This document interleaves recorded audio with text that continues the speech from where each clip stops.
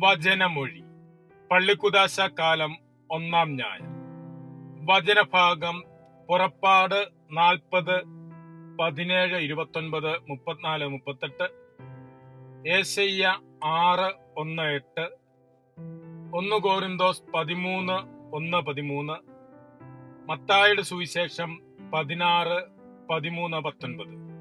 ആരാധനാക്രമ വത്സരത്തിലെ അവസാനത്തെ 4 ഞായറാഴ്ചകൾ ഉൾക്കൊള്ളുന്ന പള്ളിക്കുദാശ കാലത്തിലേക്ക് നാം പ്രവേശിക്കുകയാണ്. മിശിഹായുടെ പീഡാനുഭവ കുരിശുമെന്ന ഉത്ഥാന രഹസ്യങ്ങളിലൂടെ രക്ഷിക്കപ്പെട്ട സഭ മിശിഹായോടൊപ്പം സ്വർഗീയ ജെറുസലേമിൽ പ്രവേശിക്കുന്നതും അവിടുത്തോടൊപ്പം നിത്യം പിതാവിന്റെ ഭവനത്തിൽ വസിക്കുന്നതുമാണ് ഈ അവസരത്തിൽ തിരുസഭാ മാതാവ് ധ്യാന വിഷയമാക്കുന്നത്. സഭയുടെ യുഗാന്തോന്മുഖ സ്വഭാവവും ദൈവസന്നിധിയിലുള്ള സമർപ്പണവുമാണ് പ്രധാന ചിന്താ വിഷയം. പഴയ നിയമത്തിൽ കാണുന്ന 4 പ്രതിഷ്ഠാ സംഭവങ്ങളെ അടിസ്ഥാനപ്പെടുത്തി 4 ആഴ്ചകളായി ഈ ആരാധനാക്രമ വത്സരത്തെ ക്രമീകരിച്ചിരിക്കുന്നു. മൂശയുടെ സമാഗമ കൂടാര പ്രതിഷ്ഠ, ഇസ്രായേൽ ജനം ഷീലോയിൽ പ്രതിഷ്ഠിച്ച സമാഗമ കൂടാരം, സോളമന്റെ ദൈവാലയ പ്രതിഷ്ഠ, ജോഷുവയുടെയും സെറുബാബേലിന്റെയും നേതൃത്വത്തിലുള്ള 2-ാം ദൈവാലയ പ്രതിഷ്ഠ എന്നിവയാണ് ആ 4 പ്രതിഷ്ഠകൾ. മിശിഹാ സ്ഥാപിച്ച സഭ യുഗാന്ത്യത്തിൽ ദൈവപിതാവിന്റെ സന്നിധിയിൽ പ്രതിഷ്ഠിക്കുന്നതിന്റെ പഴയ നിയമ പ്രതിരൂപങ്ങളായി ഈ സംഭവങ്ങളെല്ലാം കാണാൻ സാധിക്കും. ഈ ആരാധനാക്രമകാലത്തെ ദൈവവചന വായനകളെല്ലാം പ്രതിഷ്ഠയുടെ സമർപ്പണത്തിന്റെ ഇതേ ചൈതന്യം നിലനിർത്തുന്നതാണ്. ഇന്ന് പ്രഘോഷിക്കപ്പെടുന്ന ദൈവവചന ഭാഗങ്ങളിൽ ഒന്നാമത്തേത് പുറപ്പാട് പുസ്തകം 40-ാം അധ്യായത്തിൽ നിന്നുള്ളതാണ്. മൂശയോട് തനിക്ക് ജനത്തിന്റെ കൂടെ വസിക്കുന്നതിന് ഒരു കൂടാരവും അതിനുള്ളിൽ ഒരു പേടകവും നിർമ്മിക്കാൻ ദൈവം ആവശ്യപ്പെടുന്നതും അഭിഷേക തൈലം കൊണ്ട് കൂടാരവും അതിലുള്ള സകലവും അഭിഷേകം ചെയ്ത് വിശുദ്ധീകരിക്കാൻ നിർദ്ദേശിക്കുന്നതുമാണ് ഈ അധ്യായം ആദ്യ ഭാഗം വിവരിക്കുന്നത്. തുടർന്നുള്ള വചനഭാഗമാണ് ഇന്നത്തെ ഒന്നാമത്തെ വായന. കർത്താവിന്റെ വാക്കനുസരിച്ച് കൂടാരം ക്രമീകരിക്കുന്നതും ബലിപീഠം സ്ഥാപിച്ച് അവിടുത്തേക്ക് ബലിയർപ്പിക്കുന്നതുമാണ് പ്രതിപാദ്യം. ദൈവാലയങ്ങളും അൾത്താരകളും കർത്താവിന്റെ വാക്കുകൾ അനുസരിച്ച് ക്രമീകരിക്കണമെന്ന് തിരുവചനം ഓർമ്മിപ്പിക്കുന്നു.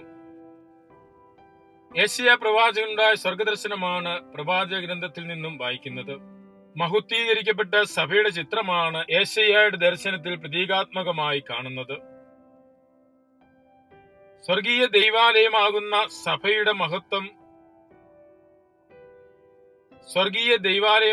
സഭയുടെ മഹത്വം സ്വർഗത്തിലും ഭൂമിയിലും നിറഞ്ഞിരിക്കുന്നത് യേശയ്യാ കാണുന്നു. ഈ ഭൂമിയിലെ ദൈവാലയങ്ങൾ സ്വർഗീയ ദൈവാലയങ്ങളുടെ പ്രതിരൂപങ്ങൾ മാത്രമാകുന്നു. സ്വർഗത്തിൽ വസിക്കുന്നവൻ തന്നെയാണ് ഭൂമിയിലെ ദൈവാലയത്തിലും വസിക്കുന്നത് എന്ന് ഈ ദർശനം പഠിപ്പിക്കുന്നു. മിശിഹാ സ്ഥാപിച്ച സഭ എന്താണെന്നും അതിന്റെ ധർമ്മം എന്താണെന്നുമാണ് ഇന്ന് പ്രഘോഷിച്ച സുവിശേഷത്തിൽ കാണുന്നത്. സഭ മിശിഹാ സ്ഥാപിച്ചതാണ്. ജീവിക്കുന്ന ദൈവത്തിന്റെ പുത്രനാണ് മിശിഹ എന്ന് ഏറ്റുപറഞ്ഞ പത്രോസിന്റെ വിശ്വാസമാകുന്ന പാറമേലാണ് മിശിഹ സഭയെ സ്ഥാപിച്ചത്.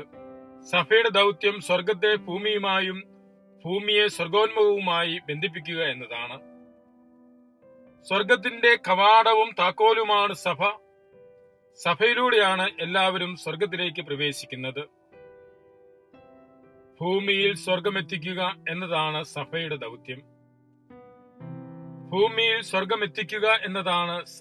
ദൗത്യം. അതാണ് മിശിഹാ ലക്ഷ്യം വെച്ച സ്വർഗരാജ്യ സ്ഥാപനം. അതുകൊണ്ടാണ് ദൈവരാജ്യം നിങ്ങളുടെ ഇടയിൽ തന്നെയുണ്ട് എന്ന് ഈശോ പഠിപ്പിച്ചിരുന്നത്.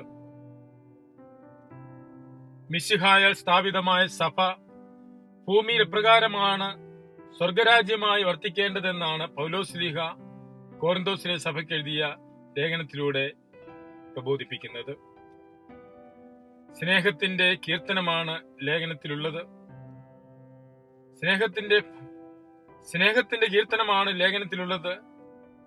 സ്നേഹത്തിന്റെ കീർത്തനമാണ് ലേഖനഭാഗത്ത് നാം ശ്രവിച്ചത്.